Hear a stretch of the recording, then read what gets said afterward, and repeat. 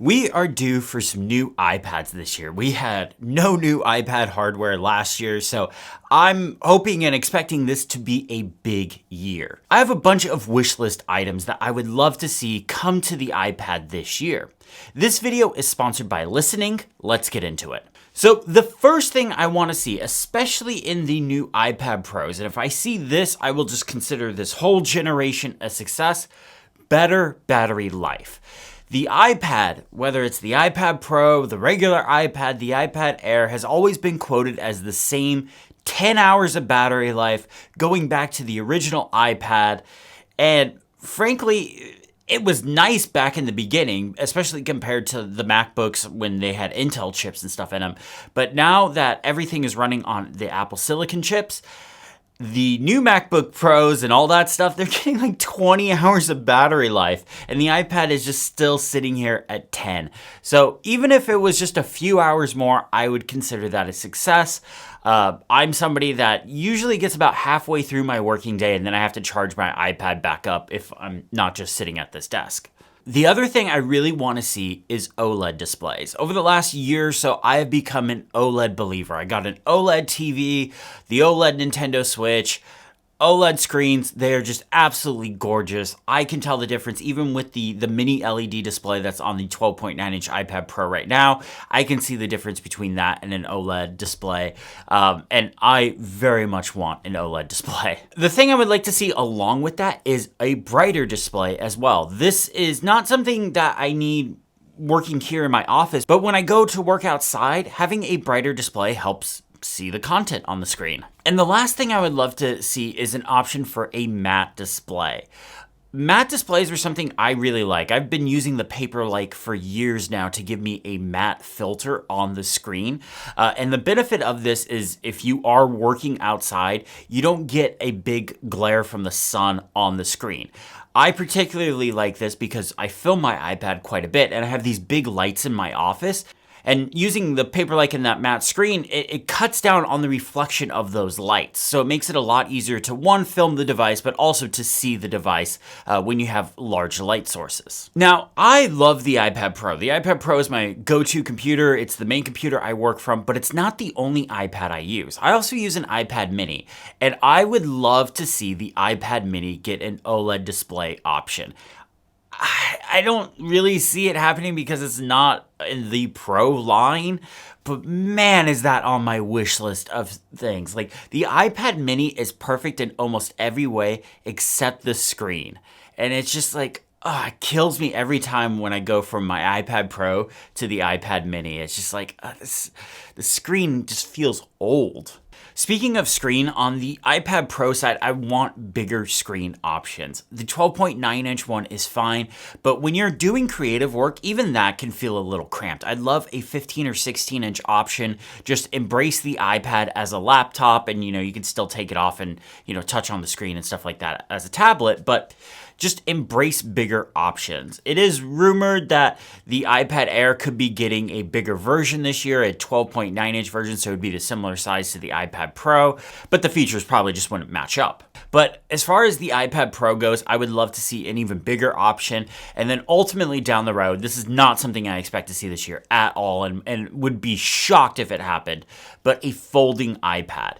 Something that is like a normal 10-inch to 11-inch iPad size that you can hold in your hand, and then you can open it up and you have this big creative canvas to edit video on, edit photos, draw and Procreate, whatever. And another hardware thing that I actually honestly do expect to see this year is moving the webcam to the long edge of the iPad. So the webcam would be up top when the iPad is in landscape view. This is something they did with the base iPad when they redesigned it a couple of years ago. I was kind of surprised because they released that base iPad and a new iPad Pro at the same time, but the iPad Pro didn't have any physical changes. The webcam was still in the portrait orientation.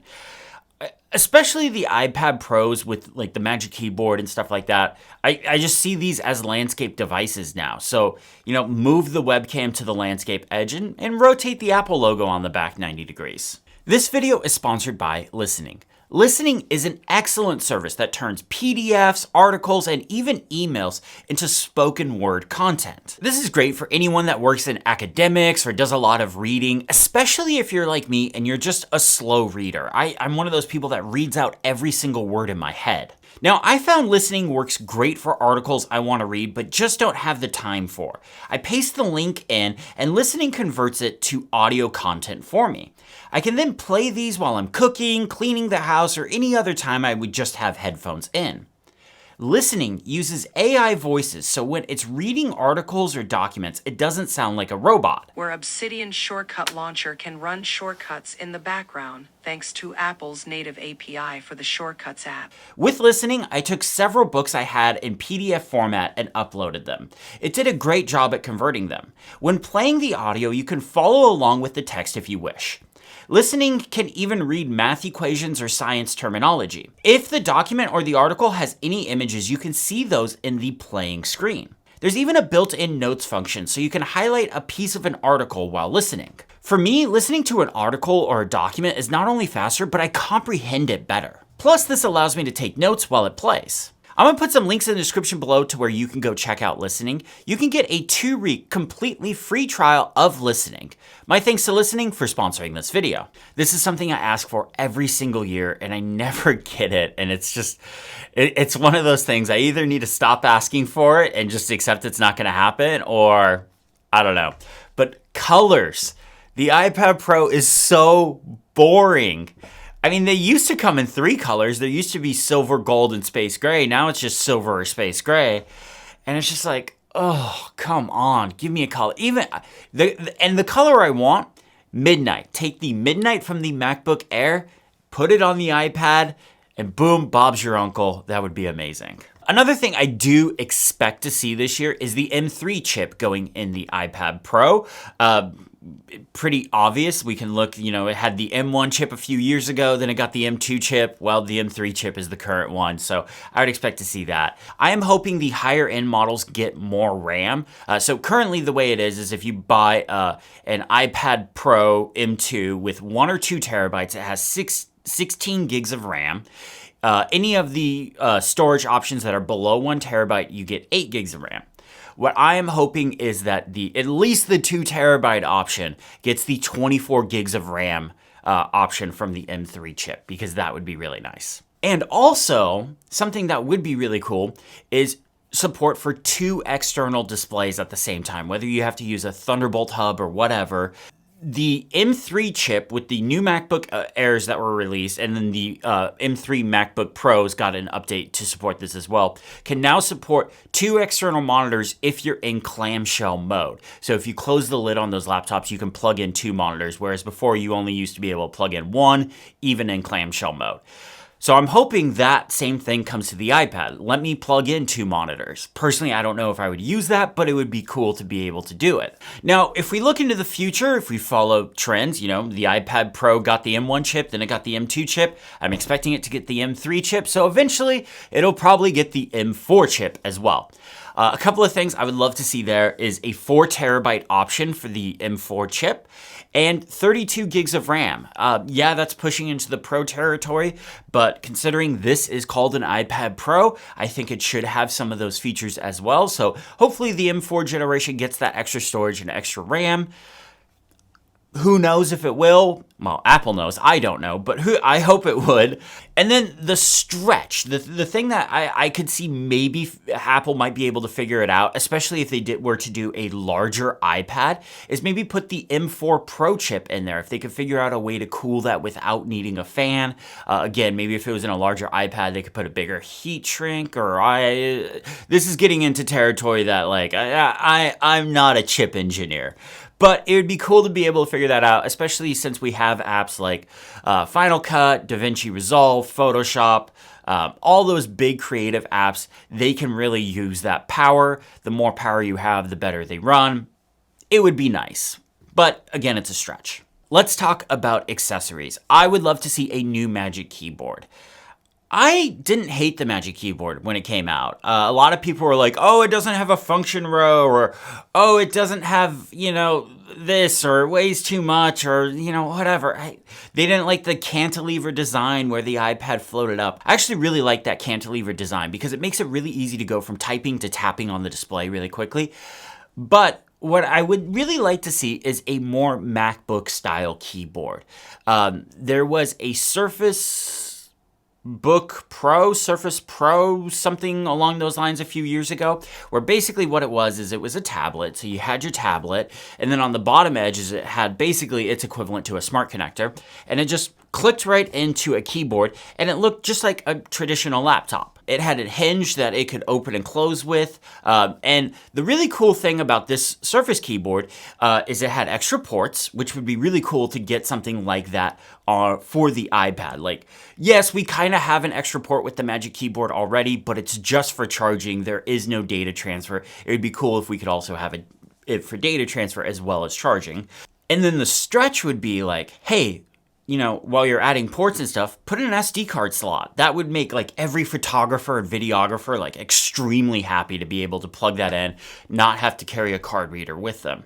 And that other feature of the keyboard could go back to the very first thing I asked for and put an extra battery in there. So that way when the iPad is connected to this, it's using the battery that's in the keyboard and not the battery that's in the iPad itself. So then you could take it off and use it in tablet mode, or if the battery in the keyboard runs out, then it can switch over to the battery in the iPad, that kind of thing. It would just give you extra battery life. And the last thing I would love to see from a new keyboard is the MacBook Pro style key switches. I love mechanical keyboards, but these switches do not fit in small laptop design keyboards. Yes, there are low profile switches. That's a whole nother thing. But I actually really like the feel of the new MacBook Pro keyboards. Everything that's, after the Intel transition, the new style MacBook Pros. And while you're working on a new Magic Keyboard, throw in a Shortcuts personal automation for the iPad that when it detects a keyboard and mouse, let me run an automation. So what I have in mind is let me run an automation when a keyboard and mouse is attached to turn on Stage Manager. When a keyboard and mouse isn't attached, let me turn off Stage Manager so I can just use split view and be a little bit more easy to touch stuff on the screen. Because personally, what I have been finding a lot is when I'm in tablet mode, I have been turning off Stage Manager a bit lately just because I find it to be a lot more easy to interact with when in tablet mode. But when I put it back on the keyboard, Stage Manager is my preferred way of multitasking because I have a mouse, I have a keyboard, I can drag things around, I can resize things a lot easier that way. The Apple Pencil is also kind of due for an update. We haven't had a change to the main second generation Apple Pencil since 2018. The first thing I'd like to see, more color options, match the iPad. Just having a white Apple Pencil, and maybe even embrace the fact that it's called an Apple Pencil and make a yellow one with like a fake eraser tip or something. That would be interesting. And then a new gesture for swapping tools. There's been a rumor that there's been like a long press gesture or like a squeeze gesture coming.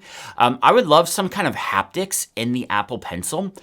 The reason why is the double tap gesture is really easy to accidentally trigger. I do it every once in a while, but I hear from people all the time. They're like, oh, I had to disable this because I'm constantly triggering it. And I do it every once in a while. So like some kind of like long press with a like haptic feedback kind of thing would be really nice.